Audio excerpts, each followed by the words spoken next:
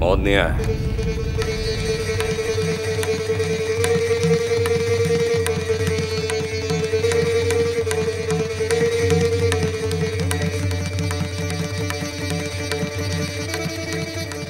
বোস বাবু তোর গানের খুব তারিফ করলো, শুনছিস? শুনেছি। খালি শুনেছিস? ইয়াতে তোর কিছু বলবার নাই? মজেছিস নাকি? কি যে বলেন কুমার সাহেব, মজবু কেন? মজবি কেন? মজবি উসালোর রূপে, উসালোর গুণে। বল না তো ওর ছামুতে তো গান শোনালি কেন? রসের একেবারে পান ডেকে গেল, ও একেবারে ঢলো ঢলো।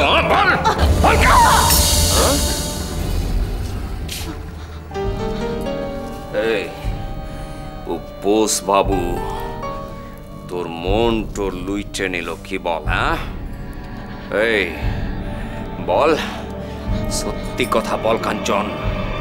আমি আমার ছামুতে দেখেছি উয়াকে আর তুকে ঢলাঢলি করতে। বল কেন?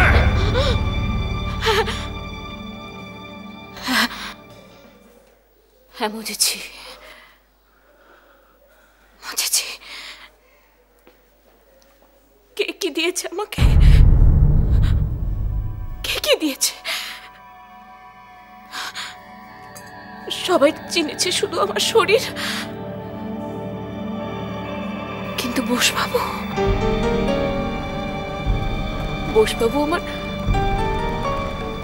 আমার গান বুঝেছে, আমার গানের মর্ম বুঝেছে। বললে ফেল যে ওর সাথে প্যার করে, আমার আর তো আর পিক করছিস ওর সাথে।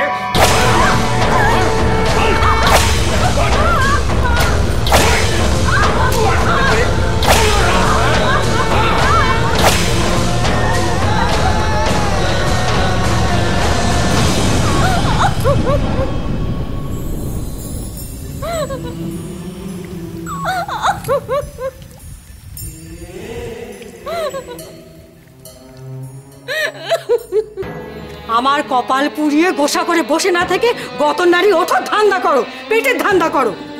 ওদিকে চাপাটা কি সুন্দর, হ্যাঁ? আজ রাজাবাবু, কাল একেবারে কুমার সাহেবের সঙ্গে একেবারে এটুলির মতো লেগে রয়েছে। আর ও কোথাকার কোন বোসবাবু, সব তো খসালি। তবে কেন লোক হাসালি? আমি বোসবাবুর কাছে যাব। আদিক্ষেতা, তুই কি ভেবেছিস সে তোকে তোর মতো কসবিকে ঘরে নিয়ে তুলবে? মাস গেলে হাজার হাজার টাকা খরচা। কে দেবে? তোর ওই বোসবাবু? জানি না। জানি না? জানি না? তাহলে যে ক্ষতি হলো শুনবে কে? কাউকে শুনতে হবে না, আমি বর্ধমানে বোসবাবুর কাছে যাব। কোথাও যাবি না, মুখপুরি থ্যাটারিকে ঢুকবি। দালাল এই ছিল, সে বলে গেছে কয়লাটুলি থেকে কজন বাবু আসবে, তোকে কুমারের মাহফিলে দেখেছে। আমিও তাদের কয়ে দিয়েছি যে আমার মেয়ে লালবাড়ি থেকে কলকাতা আসার পর তার এখন ঘন্টা হিসেবে কারবার। প্রথমবার 100 টাকা, তারপর প্রতি ঘন্টায় 30 টাকা। না। না মানে? বললাম তো না। তাহলে তোকে পুষবে কে? কাউকে পুষতে হবে না, আমি চলে যাব। তাই যা, তাই যা মুখপুরি, বেরো, এক্ষুনি বেরো এখান থেকে, বেরো এখান থেকে। ঠিক আছে। এই আলমারিতে যাচ্ছিস কেন? কোথাও যাবি না তুই। ওই আলমারিতে যা আছে তাতে তোর কোনো ভাগ নেই। আমার কোনো ভাগ নেই, ওগুলো আমার গতর খাটিয়ে রোজগার। মা বেরো, তোর রোজগারের পয়সা তোর রোজগারের, কোনো রোজগারের নয়। আর এই যে রং তামাশা করে তোদেরকে বড় করলাম, তার কি কোনো দেনা নেই? আমি তোমাকে বিশ্বাস করি, আমার এতদিনের টাকা গয়নাগাটি সব তোমার কাছে পাঠিয়েছি, সেগুলো তো আমার। কিচ্ছু ফেরত দেবো না, কিচ্ছু ফেরত দেবো না। দেবো তো নাই, বরং তোর গায়ে যা যা আছে সব আমাকে তুই খুলে দিয়ে যাবি। তারপর যে মুলুকে পারিস মরতে যাবি। মরগে যা তুই, মর তুই।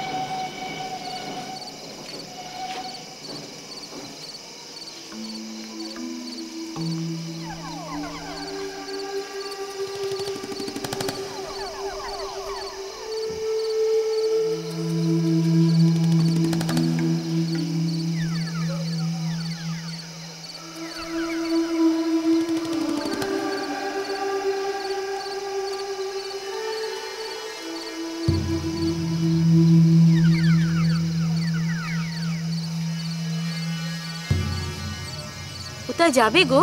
হ্যাঁ, বর্ধমান। কাদের বাড়ি? একজন আছে, নিতে আসবে মনে হয়। তা অনেক তো রাত্রির হলো গো মেয়ে, এই এত রূপ যৌবন নিয়ে একলা যেন বেরিও না। সঙ্গে কেউ নেই তো? আগে না।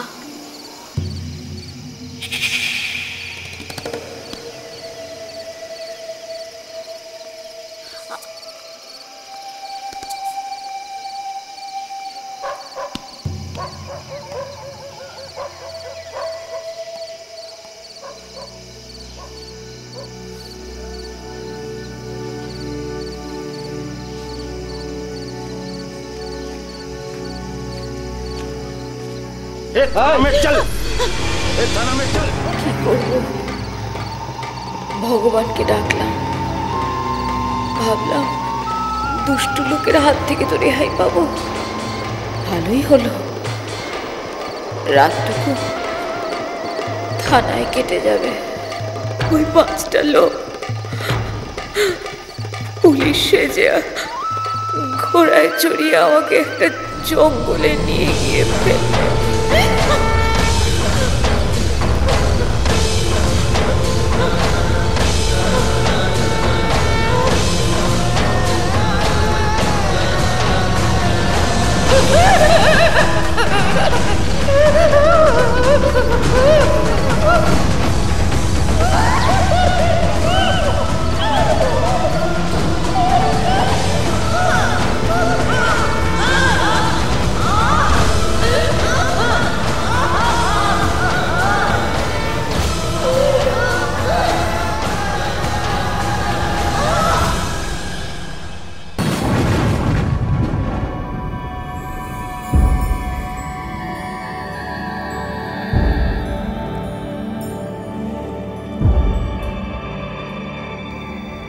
কাঞ্চন বিবি,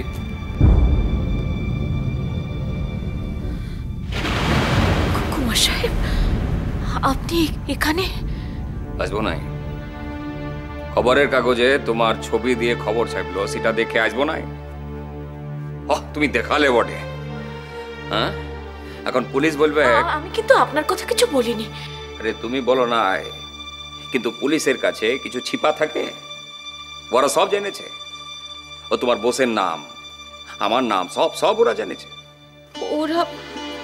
ওরা আপনাদের নিয়ে কেন টানাটানি করছে? আরে তুমি কিছু ভাববো নাই, আমার টাকা আছে। নাম টাম সব চাপিয়ে দেবো, বসের নামও চাপা পড়বে। কিন্তু আমি বসের কাছে যাইব, বলবো দেখো দেখো এটার দায় তোমার লয়। না না, আপনার দুটি পায়ে পড়ি কুমার সাহেব, ওখানে আপনি যাবেন না। আপনি আমার দয়া করুন, ওখানে আপনি যাবেন না।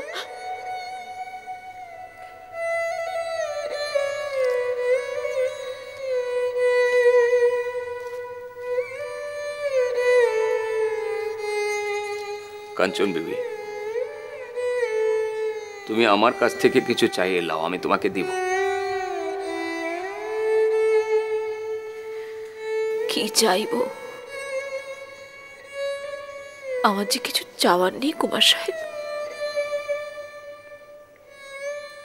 আমি তোমাকে বর্ধমানে একটা বাড়ি কিনে দেব, আর মাসে মাসে 30 করে টাকা। তুমি বর্ধমানে থাকবে, মাসে একবার করে আসবে লাল পাহাড়িতে, ঠাকুরকে গান শোনাবে পূর্ণিমাতে। বাতেই তো তোমার মন গলেছে নাকি?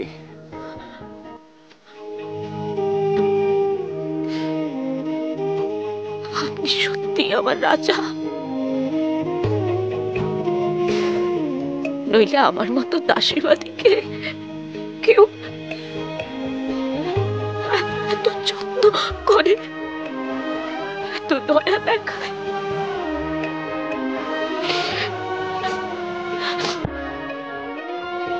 যাব, আপনি আমি যখনই ডাকবেন আমি যাব। তবে মদ খাবো না, নাচবো না, নাচবো না। বেশ, যেমন তোমার মর্জি তাই হবে।